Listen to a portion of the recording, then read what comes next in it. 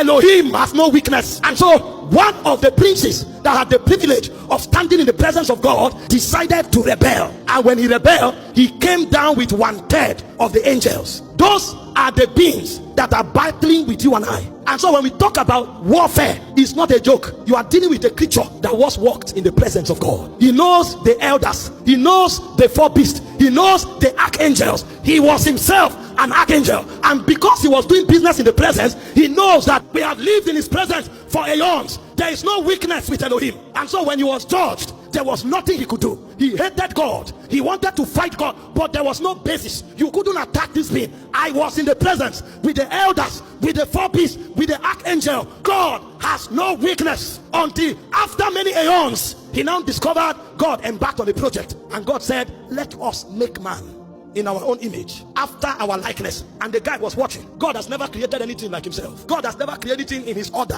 What is it that God wants with this man, this new creature? This one is not an elder, this one is not an archangel, this one is not a beast.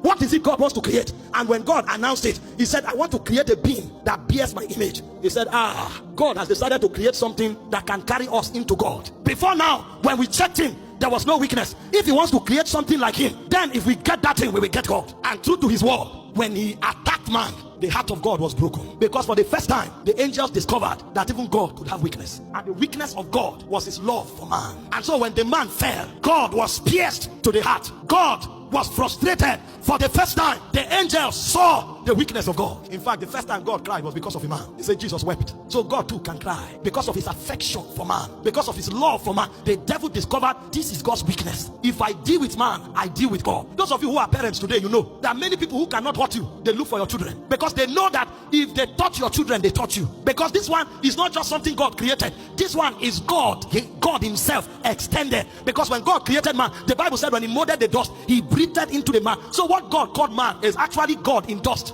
God decided to put himself inside a vessel. So when you touch man, you touch God. When you hurt man, you hurt God. The devil discovered it. And so all of the arsenals of the devil was not against God. It was not against angels. It was against men. You are the one who thinks you are not important. And to prove that man was that important to God, when man fell, from that day, God began to create a way of saving man. God himself left the throne and came into the garden. God killed an animal. Suddenly, God that only knows how to be worshipped, God became a worker. God came into the garden. God killed an animal and carried the cloth of the animal and covered the man because he didn't want to kill the man. The Bible said, thou, O Lord, out of a purer eyes, your eyes cannot behold iniquity. If he sees the man in sin, he will kill him. And because he didn't want to kill him, he carried blood and covered him so that when he look upon the blood, the innocence of the animal will atone the heart of God. The animal that was killed was innocent.